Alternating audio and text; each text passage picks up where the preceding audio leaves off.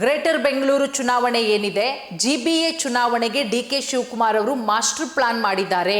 ಇದೆಲ್ಲ master mind ಯಾವ ರೀತಿ ಮಾಡ್ತಾ ಇದ್ದಾರೆ ಡಿಕೆ ಶಿವಕುಮಾರ್ ಅವರು ಅಂತ ಹೇಳಿದ್ರೆ, ಮುಂಬರುವಂತಹ ಗ್ರೇಟರ್ ಬೆಂಗಳೂರು ಪ್ರಾಧಿಕಾರ ವ್ಯಾಪ್ತಿಯ 5 ನಗರ ನಿಗಮಗಳ ಚುನಾವಣೆಯನ್ನ ಗಮನದಲ್ಲಿಟ್ಕೊಂಡು ಅದನ್ನ ತಲೆಯಲ್ಲಿಟ್ಕೊಂಡು ಮುಖ್ಯಮಂತ್ರಿ ಡಿಕೆ ಶಿವಕುಮಾರ್ ಅವರು ತಮ್ಮ ಸಚಿವ ಸಂಪುಟದಲ್ಲಿ ಬೆಂಗಳೂರು ನಗರದಿಂದ 6 ಶಾಸಕರಿಗೆ ಸಚಿವ ಸ್ಥಾನ ಕೊಟ್ಟಿದ್ದಾರೆ.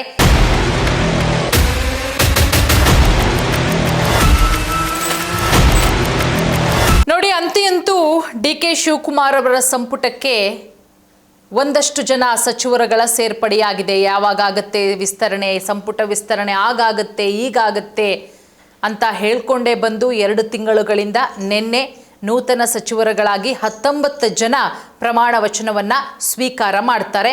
ಇನ್ನೊಂದೇ ಒಂದು ಖಾಲಿ ಇರೋದು, ಅದು ಯಾರಿಗೆ ಕೊಡ್ತಾರೆ ಡಿಕೆ ಶಿವಕುಮಾರ್ ಅವರು ಅನ್ನೋದೇ ಬಹಳಷ್ಟು ಕ್ಯೂರಿಯಾಸಿಟಿ ಇರುವಂಥದ್ದು. ಯಾಕಂದರೆ ಒಂದು ಹೆಣ್ಣುಮಕ್ಕಳಿಗೂ ಒಬ್ಬ ಮಹಿಳೆಯರಿಗೂ ಕೂಡ ಸಚಿವ ಸ್ಥಾನ ಸಿಕ್ಕಿಲ್ಲ ಡಿಕೆ ಶಿವಕುಮಾರ್ ಅವರ ಸಂಪುಟದಲ್ಲಿ. ಡಿಕೆ ಶಿವಕುಮಾರ್ ಸೇರಿದಂತೆ ಇರುವಂಥ 33 ಜನರು ಪುರುಷರೇ ಆಗಿದ್ದಾರೆ.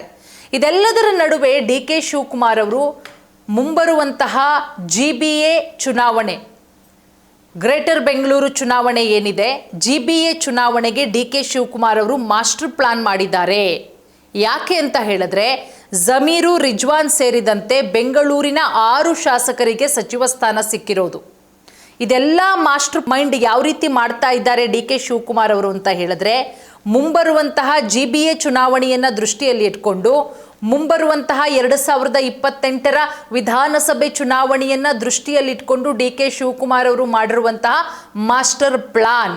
ಹಾಗಾಗಿ ಜಮೀರ್ ಅಹಮದ್ ಖಾನ್, ರಿಜ್ವಾನ್ ಹರ್ಷದ್, ಶಿವಾಜಿನಗರ ಹಾಗೆ ಚಾಮರಾಜಪೇಟೆ MLA ಸೇರಿದಂತೆ ಒಟ್ಟು 6 ಶಾಸಕರಿಗೆ, ಬೆಂಗಳೂರಿನ 6 ಶಾಸಕರಿಗೆ ಸಚಿವ ಸ್ಥಾನ. ರಾಮಲಿಂಗಾರೆಡ್ಡಿ ಅವರಿದ್ದಾರೆ, ಕೃಷ್ಣ ಭೈರೇಗೌಡರಿದ್ದಾರೆ, KJ ಜಾರ್ಜ್ ಅವರಿದ್ದಾರೆ, ಭೈರತಿ ಸುರೇಶ್ ಅವರಿದ್ದಾರೆ, ಜಮೀರ್ ಅಹಮದ್ ಖಾನ್ ಅವರಿದ್ದಾರೆ, ರಿಜ್ವಾನ್ ಹರ್ಷದ್, ಇಷ್ಟೂ ಜನ ಸಚಿವರಾಗಿದ್ದಾರೆ ಡಿಕೆ ಶಿವಕುಮಾರ್ ಅವರ ಸಂಪುಟದಲ್ಲಿ.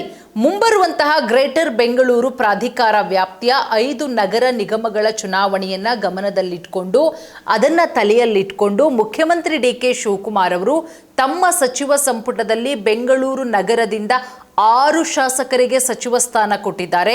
ಇದು ರಾಜಕೀಯವಾಗಿ ಹೆಚ್ಚಿನ ಮಹತ್ವವನ್ನು ಕೂಡ ಪಡ್ಕೊಂಡಿದೆ. ನೋಡಿ, ರಾಜಧಾನಿಯಲ್ಲಿ ಒಟ್ಟು 28 ವಿಧಾನಸಭಾ ಕ್ಷೇತ್ರಗಳಿದೆ. ಜಿಬಿಎ ವ್ಯಾಪ್ತಿಯ 5 ನಗರ ಪಾಲಿಕೆಗಳಿಗೆ ಡಿಸೆಂಬರ್ನ ಚುನಾವಣೆ ನಡೆಯುವ ಸಾಧ್ಯತೆ ಇದೆ. ಸುಪ್ರೀಂ ಕೋರ್ಟ್ ಕೂಡ ಹೇಳಿದೆ, ಮತ್ತೆ ಕತೆ ಹೇಳಂಗಿಲ್ಲ, ಮತ್ತೇನೂ ರೀಸನ್ಸೇ ಕೊಡಂಗಿಲ್ಲ, ಡಿಸೆಂಬರಲ್ಲಿ ಚುನಾವಣೆ ಆಗಬೇಕು ಅಂತ ಹೇಳಿಬಿಟ್ಟು ಜಿಬಿಎ ವ್ಯಾಪ್ತಿಯ 5 ನಗರ ಪಾಲಿಕೆಗಳಿಗೆ. ಈ ಹಿನ್ನೆಲೆ ಬೆಂಗಳೂರಲ್ಲಿ ಕಾಂಗ್ರೆಸ್ ಸಂಘಟನೆಯನ್ನ ಬಲಪಡಿಸುವ ಉದ್ದೇಶದಿಂದಲೇ 6 ಶಾಸಕರಿಗೆ ಸಚಿವ ಸ್ಥಾನ ಕೊಡಲಾಗಿದೆ.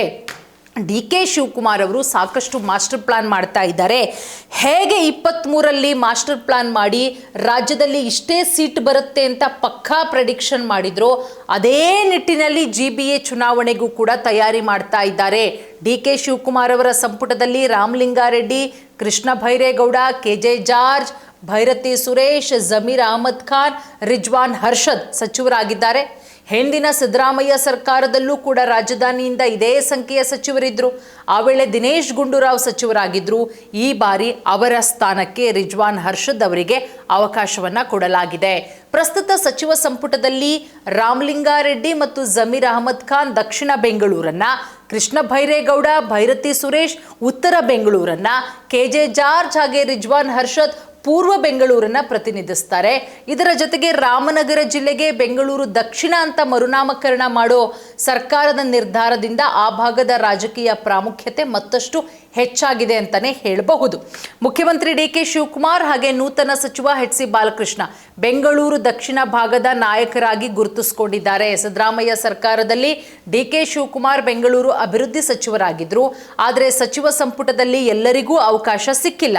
ಇನ್ನು ವಿಜಯನಗರ ಕ್ಷೇತ್ರದ ಶಾಸಕರಾದಂತಹ ಎಂ ಕೃಷ್ಣಪ್ಪ ಅವರು ಬಹಳ ಹಿರಿಯರು ಕಾಂಗ್ರೆಸ್ ಪಕ್ಷದಲ್ಲಿ.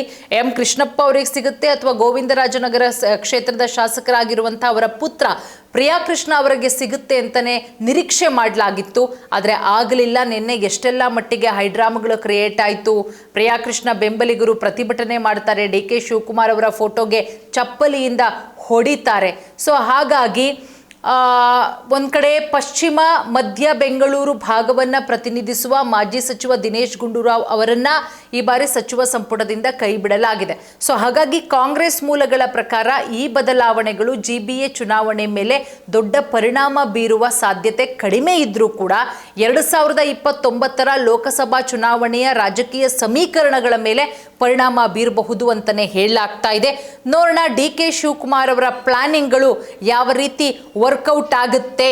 6 ಜನ ಶಾಸಕರುಗಳು ಮಿನಿಸ್ಟರ್ ಆಗಿರೋದ್ರಿಂದ ಬೆಂಗಳೂರು ಭಾಗದಲ್ಲಿ ಇದು ಮುಂಬರುವಂತಹ GBA ಚುನಾವಣೆಗೆ ಎಷ್ಟರ ಮಟ್ಟಿಗೆ ವರ್ಕೌಟ್ ಆಗಬಹುದು ಕಾದು ನೋಡಬೇಕು.